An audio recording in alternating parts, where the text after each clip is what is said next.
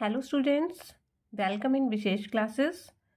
आज हमारा टॉपिक है चैप्टर 11 ट्वेल्थ मैथ्स का 3 डायमेंशनल ज्योमेट्री। इसके हम फॉर्मूलाज से स्टार्ट करेंगे, फिर एमसीक्यूज करेंगे।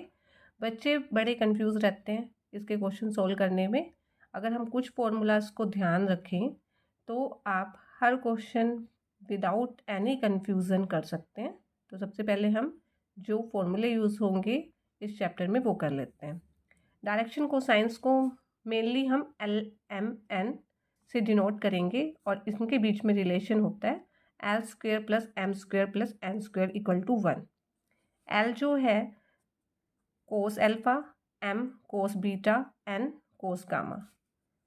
3 डायमेंशनल में X axis, Y axis, Z axis है। L जो है डायरेक्शन कोसाइन, यानी एक्स एक्सिस के साथ अगर अल्फा एंगल बना रहा है कोई पॉइंट तो L कोस अल्फा। इसी तरह से M जो है डायरेक्शन कोसाइन, वाई एक्सिस के साथ बीटा एंगल बनाने के लिए M cos beta, N cos gamma. ठीक है। LMN की वैल्यू अगर हम इसमें रखते हैं तो ये एक रिलेशन और बन जाता है हमारा, cos square alpha plus cos square beta plus cos square gamma = 1। Next direction ratio of line ABC से डिनोट करेंगे, और डायरेक्शन रेशियो और डायरेक्शन कोसाइंस जो हैं एक दूसरे के प्रोपोर्शनल होते हैं।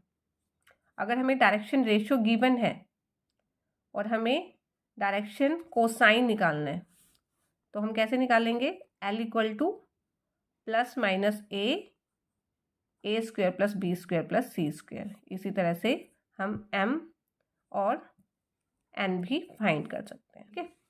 Direction ratio of line joining, अगर हमें डायरेक्शन रेशियो किसी एक लाइन का निकालना है AB का, A के पॉइंट गिवन है, हमें B के पॉइंट गिवन है, तो हम कैसे निकालते हैं उसके? x2 - x1, y2 - y1, z2 - z1। तो MCQ कर लेते हैं। If the direction cosine of a line are k then इनमें से चार में से कौन सा करेक्ट है?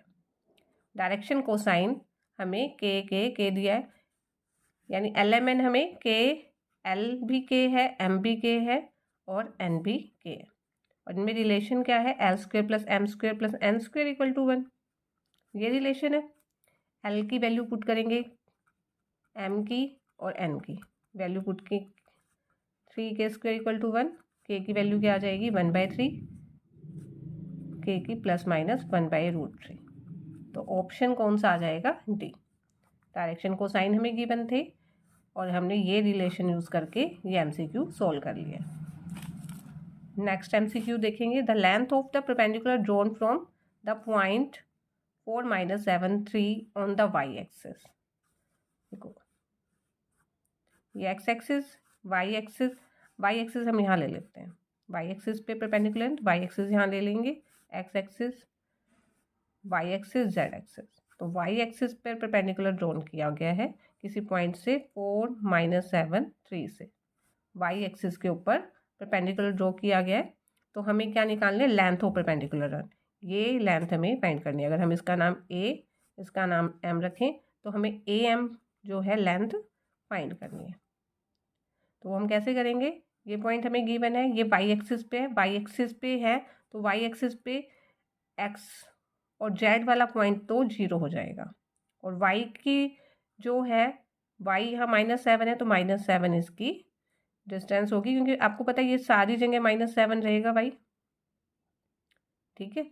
तो अब हमें 4 - 7 3 और 0 - 7 0 की डिस्टेंस फॉर्मूला से हम AM फाइंड कर लेंगे। डिस्टेंस फॉर्मूला हमें पता ही है, 4 - 0² 4² 16 -7 + 7 0, ये आ जाएगा 3 - 0² 25। डिस्टेंस फॉर्मूला हमने यूज़ किया और ऑप्शन नंबर C आ जाएगा 5 यूनिट इसका आंसर। अब हम आगे भी कुछ रूल्स रिवाइज कर लेते हैं। Equation of a line through point x1 y1 z1 and direction ratio हमें गिवन है हमें कोई पासिंग पॉइंट गिवन है और डायरेक्शन कोसाइंस गिवन है LMN, तब हम कैसे निकालेंगे इक्वेशन ऑफ लाइन?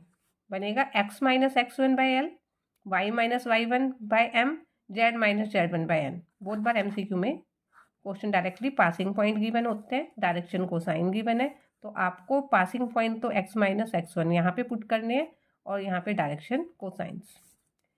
अगर 2 पॉइंट से पास कर रही हूँ line x1 y1 z1, x2 y2 z2, 2 point से पास कर रही है, तो हम पहला वाला पॉइंट ये पासिंग पॉइंट की तरह से ले लेंगे x minus x1 equal to y minus y1 z minus z1, और इसके हम डायरेक्शन कोसाइंस भी ऐसे निकालते होते हैं x2 minus x1 y2 minus y1 z2 minus z1, वो नीचे आ जाएगा, तो ये बन जाएगा।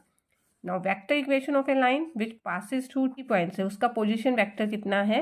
ए vector and parallel to a given vector. Position vector A vector है और पैरेलल है बी वेक्टर के, तो उसकी इक्वेशन हो जाती है vector equation R vector equal to A plus lambda B. इसी तरह से अगर 2 पॉइंट से पास करें ए एंड बी से, तब ये बन जाएगी R equal to A plus lambda B minus A. यहाँ पे हमें पैरेलल नहीं दिया हुआ, लेकिन हम बी माइनस ए करके ये निकाल लेते हैं।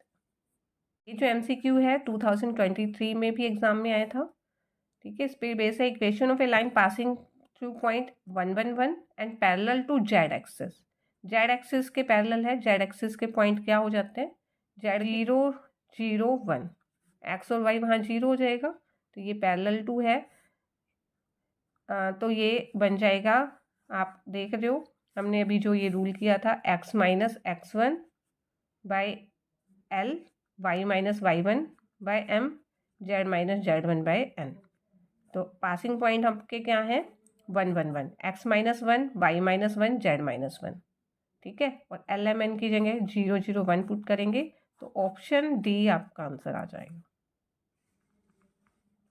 नेक्स्ट है if the Cartesian equation of a line is. Cartesian equation हमें गिवन है, कार्टेशियन इक्वेशन में हमें ये पता है कि ये पासिंग पॉइंट है, पासिंग पॉइंट हमें मिल गए हैं। यहाँ पे हमें इससे पासिंग पॉइंट निकाल सकते हैं, तो 5 माइनस 4 6, क्योंकि x माइनस x1 होता है तो माइनस नहीं लेंगे हम, ठीक है। इस तरह से हमने y माइनस 4 ले लेंगे यहाँ से 6, ये पासिंग पॉइंट हो गए। और 3 7 12 जो है इसके जो LMN है, LMN वाले पॉइंट क्या है इसके? 3 7 12, ठीक है।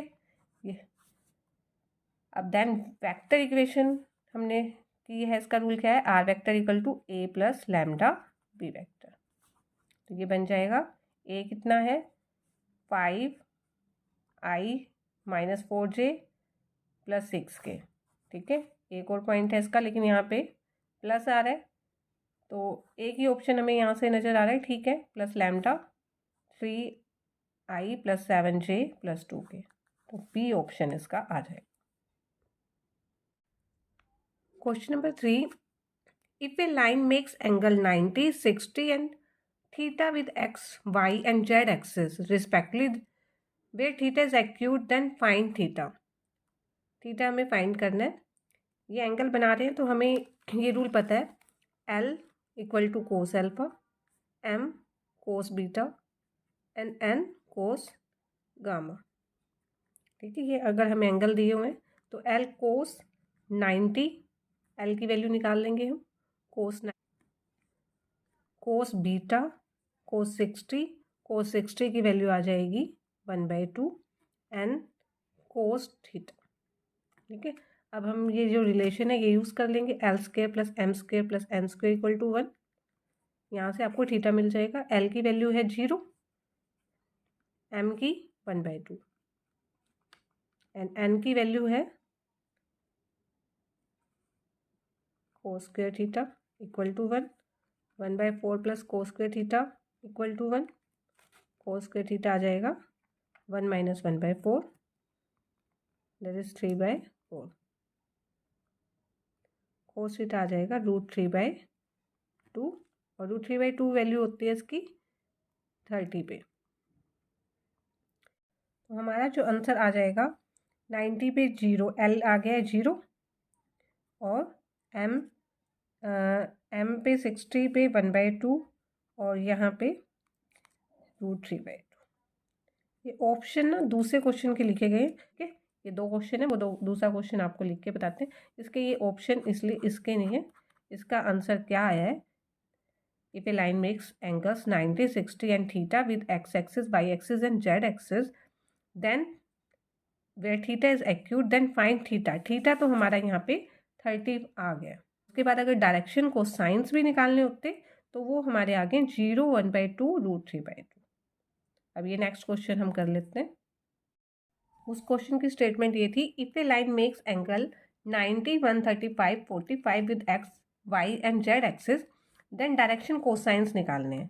ठीक है, 2 क्वेश्चन मर्ज हो गए थे, तो ये क्वेश्चन कर लेते हैं। तो एल क्या आ जाएगा, कोस 90, कोस 90 कितना होता है 0, तो 0 वाला ए और डी ऑप्शन है, तो इन दोनों में से कोई ठीक होगा। ठीक है, और नेक्स्ट है कोस 135 की वैसे वैल्यू हमें पता नहीं है, तो हम कोस 135 की सोल्व कर लेते हैं। कोस 135 कोस 90 + 45। सेकेंड क्वाड्रेंट में कोस नेगेटिव हो जाता है, कोस 90 पे साइन चेंज हो जाएगा, साइन 45 -1/√2। तो अभी हम ये दोनों ऑप्शंस की तरफ देखें तो ए ऑप्शन हमें करेक्ट लग रहा है। ऑप्शन ए इसका करेक्ट आंसर है, क्योंकि कोस 45 तो 1/√2 है, दोनों में सेम है। इस तरह से ये क्वेश्चन सोल्व होगा।